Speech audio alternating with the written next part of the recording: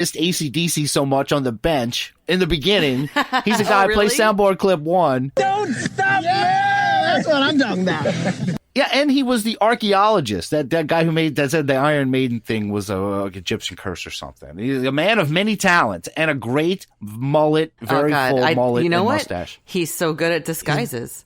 I didn't even recognize him. He's a very flexible actor. Yeah, he's got a very flexible mustache. But I found the easy tell to figure out it was him. The guy with the great mustache in every skit is the same guy that has the great mustache. Damn. Yeah. Oh, well. Yeah, but coming out and saying nothing personal is a great way to start. I get the feeling there are a lot of attacks incoming. And then Eric Holmberg states that he's done his research and he fact-checked all of this stuff. And then he states that they're not trying to censor anybody. They don't want people burning records. Relax, everybody. We're just pointing out where Satan is. And this is not what's happening. Okay, let's hear him more. So don't anybody worry. We're not trying to control what people listen to. What we are trying to do is help people understand the big picture, to peel back the veneer of pop culture and gaze into the bedrock of truth that lies beneath. Then people can make decisions about their lives, music, or anything else, armed with truth and understanding. All right, so it's just like a starter pack. He puts it very well.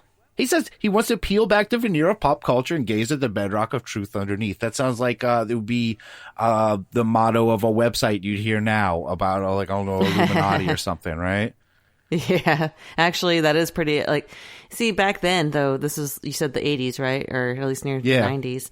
A lot of these catchphrases were a lot more original. Now, you just hear everything is especially the way they group them up where it's they take a sentence and they make it into 3 words with a period, or instead of be well here, it's be well and here, and all that bullshit. This actually sounds, I could actually get behind this a little bit.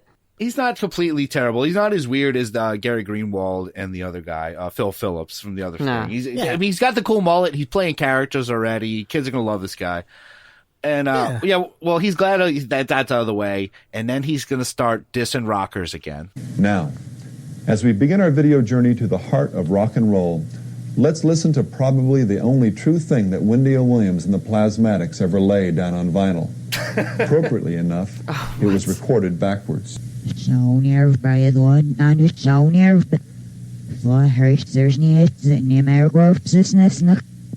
we play the tape reversed, we hear, "Consensus programming is dangerous to your health. The brainwashed do not know they are brainwashed. The brainwashed do not know they're brainwashed." Wendy O. Williams and the Plasmatics. This dude knows his stuff musically, even in the late 80s. God dang. That's a pretty good reference, honestly. I was really surprised. Happily surprised.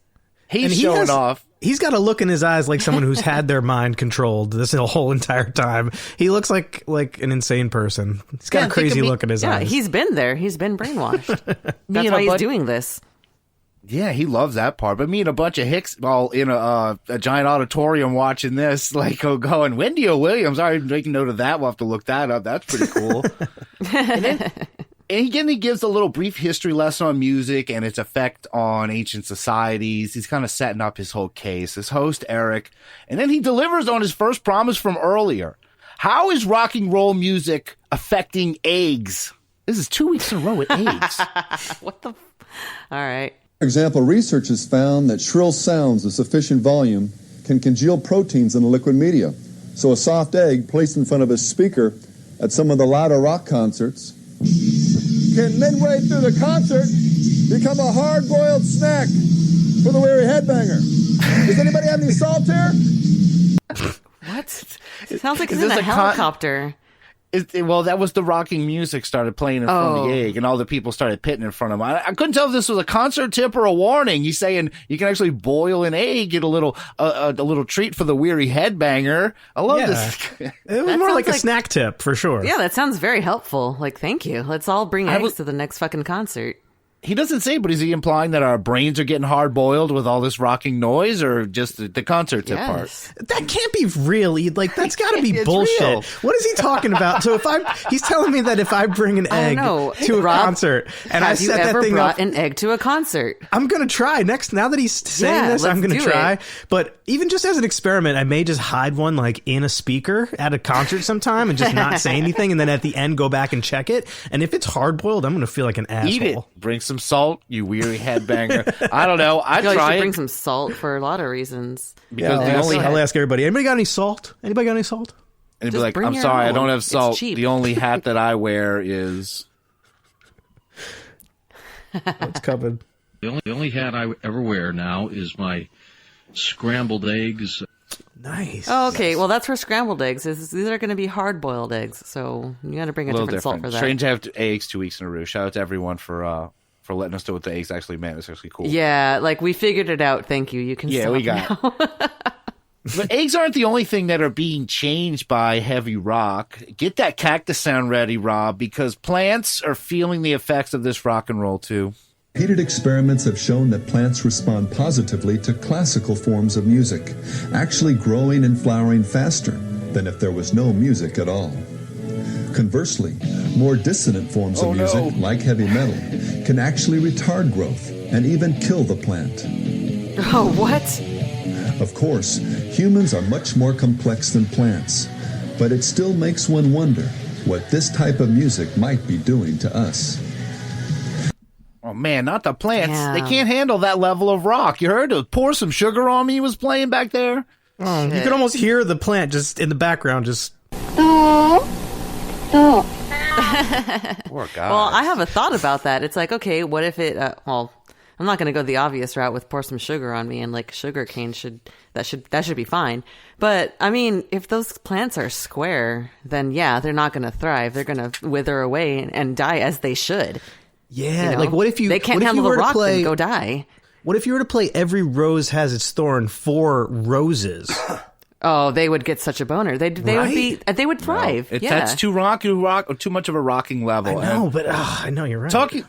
Speaking about this documentary overall, and every time you're hearing this music, you get to see like the music video or a live performance of this song. Like I don't know how they got the rights to every song ever. Or maybe that's why they can't play this anywhere. We have to watch it in a church basement. But this is the Christ's money, so yeah, they have God's money. They're fine. This thing turns into like MTV. It's just like, Rob, you watch this, like you can watch like 40% of a music video while he's just talking, and then he'll talk about like Satan for a little while and God. Yeah, and then it goes back. It's just MTV for. It's exactly like when you fall asleep watching like Comedy Central QVC? Back in the day, Oh. and then they have like that like the best of rock hits, and then they play all of the music videos just like in a row. That's pretty much what this was. It was like watching. You get long chunks of some. Like he'll just get into one. Like, oh, I'm sorry, I let that play long. I'll take that song anyway. Oh, sorry, Satan took over me for a second. My bad. Part of it does kind of feel like a YouTube, just like a YouTube mix of just 80s music videos, and then every once in a while he pipes in and just talks shit about them. Well, there's a lot to point out, and that's what we're doing too. Is we're pointing out what he's pointing out, because they throw so much random shade against rock and roll, like this hit job involving mice. Studies at 2 separate universities, for example, have found that rats have a much more difficult time learning to pass through a maze if they are subjected to hard rock music.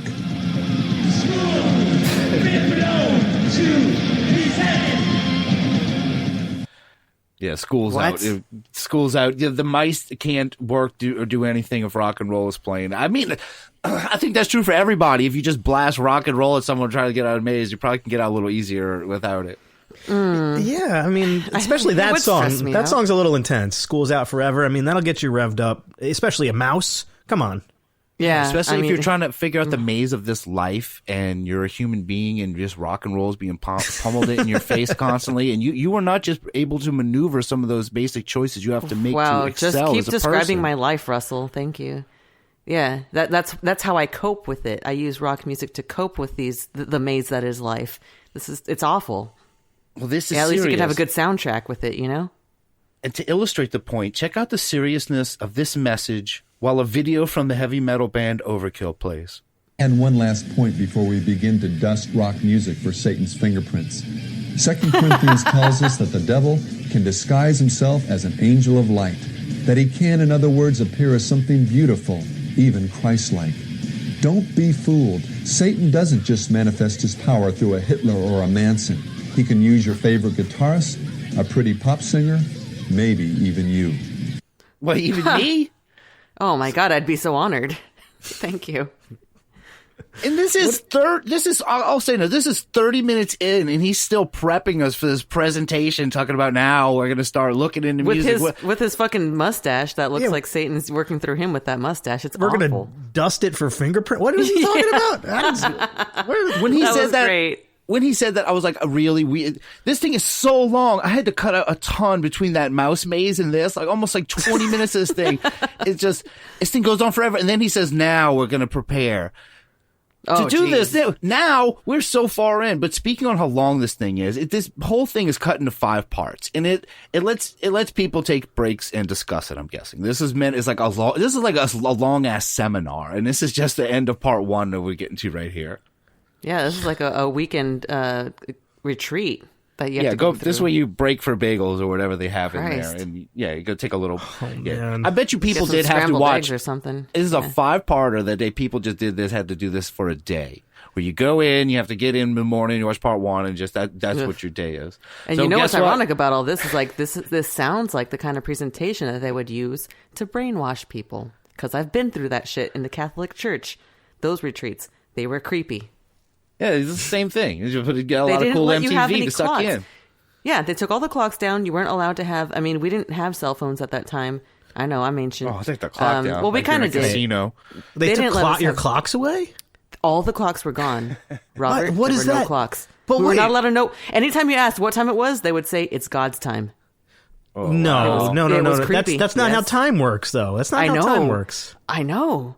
God doesn't Yeah, know well, what you time guys- it is. You don't know. You what guys time are it on is. my time right now, and this time it's time to focus more on Satan, Beelzebub, because we're in part 2 now, thankfully, and now he's gonna show us a tons of examples of musicians and album art mocking Jesus. It does help to build the case of this. And like rock is just so like, and punk and everything was so just anti-religious. The fodder this guy has is insane. And then he starts talking about John Lennon and how he was so anti-religious that he allegedly did this. Day that marks the Lord's crucifixion, Lenin made some nuns the target of his abuse. As they left their convent to attend worship services, they were shocked to behold across the street a grotesque life-size effigy of Jesus on the cross, which John had fashioned and hung from his balcony. As the sisters gazed in astonishment at this sacrilegious display, John started pelting them with Durex condoms filled with water. To top it off, he urinated on them while crying, "Raindrops from heaven." That can't be. That cannot be true. He's throwing Durex condoms. He even knows the brand. Great brand, by the way. And he's urinating on nuns. It's disgusting. I don't know if I believe this story. What the hell is he talking about, Rob? I don't know. It's this. He sounds more like a YouTube star. Like, what's that kid's name? Logan Paul. It sounds like Logan Paul, not John Lennon. What the fuck is going on here? He's throwing water balloons at nuns. I've never heard of this before. These are Durex condoms full of water. And then I don't know. He made water balloons out of condoms, which alone is that's a great move. Okay. Actually, And then I need to do that in the future. This part. All right. If this is true, how did he throw condoms at the nuns and get the time to pee on them also, and hang this disgusting effigy or something out of his thing? How did he get them and then be able to pee on them? How are they still there? None of this makes sense. This had to happen so fast. Where did the story come from? Where did he from get Hell's this? Bells? I don't know. It came from Hell's Bells. This is part of brainwashing part 2. You would have thought, though, like this. you would have thought that more people would have heard this story before about John Lennon pelting nuns with condoms. I hate that they made John Lennon a part of this, and they say some more awful things too. But on a positive note, this inclusion of John Lennon, it did lead to this amazing, seamless, just perfect segue. He longed for the obliteration of Jesus as Messiah and Christianity as a faith. The group Ludachrist pictorially and musically echoes Lennon's sentiments.